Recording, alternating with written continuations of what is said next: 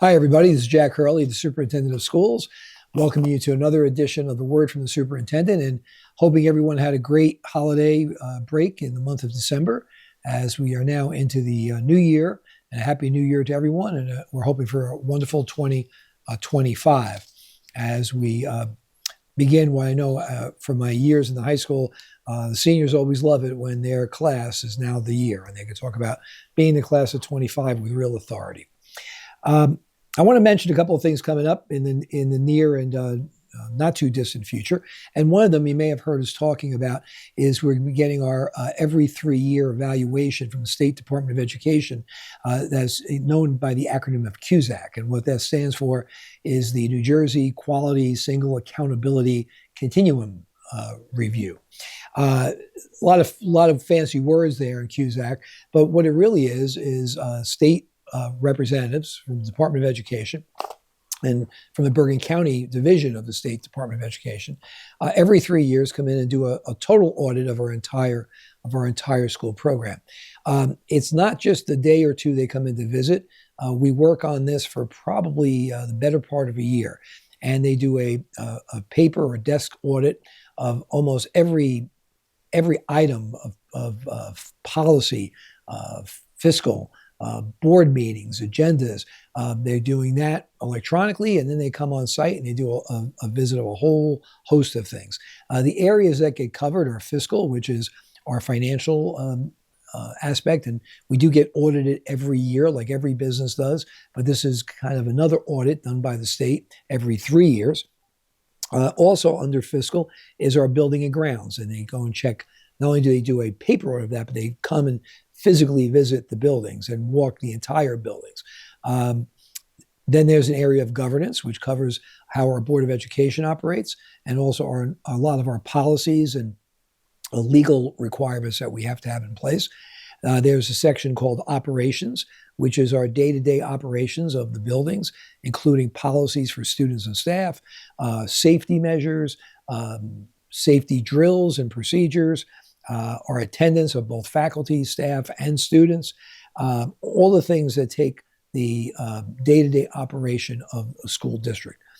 Under personnel, which is another category, they look into all of our certification of certificated staff.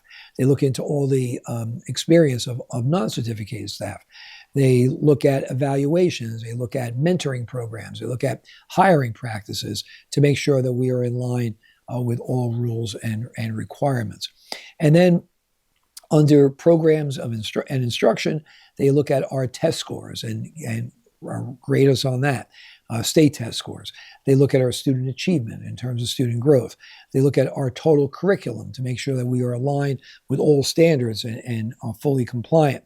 And they also look at our RTI program, which is our response to intervention for students who are struggling and need a little help. All of that is done by the state and is done after we have done a self-review of all those programs. We send to the state how we grade ourselves, and then they come in and they take a look to see if they agree with our self-assessment. We already had our facility visit on December the 16th, and where state agents came and looked at all of our buildings. And on April 2nd, they're coming back to do everything else. But like I said, it's been ongoing with a paper and desk audit as well. So once we get the results, we'll be sharing them with the public.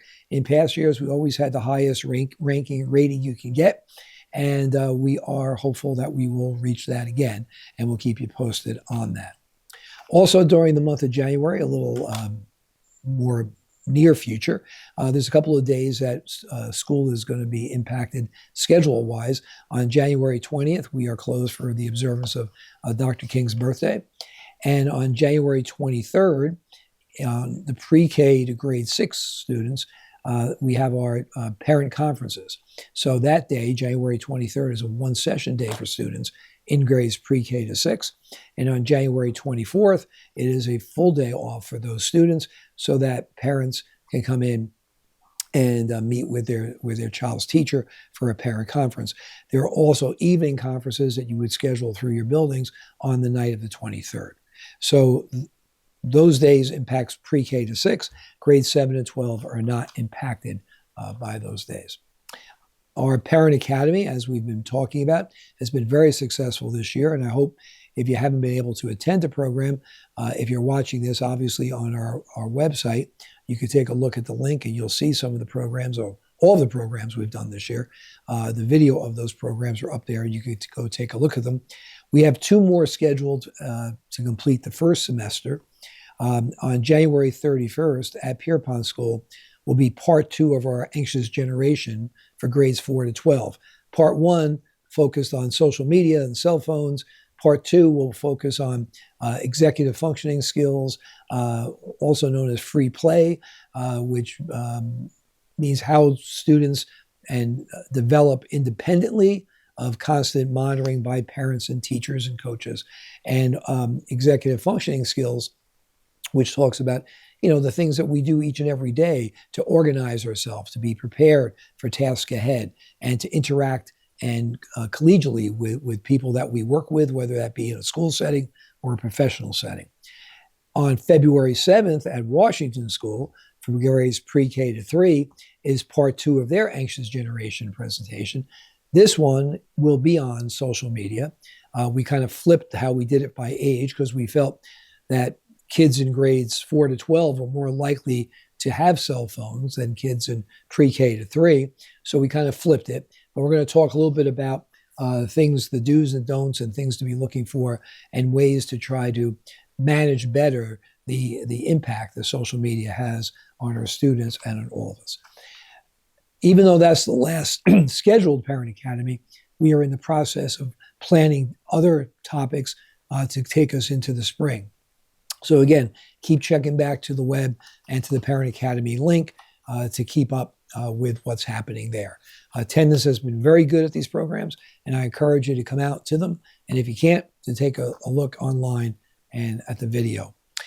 We also are continuing with all of our initiatives, and keep up to speed, please, on those in the subject areas. In our profile of the graduate, we post a lot of things up on the web to keep you abreast of what's going on there. And we're continuing to just really take a deep dive into all of our areas. We're very proud of what our faculty, our staff, our students accomplish, what we do, but our goal is always to do better, to keep striving to do better. So we look forward to your partnership there. And finally, our very successful newsletters have been going out. We'll have another one electronically coming out probably the end of January. That's our target date.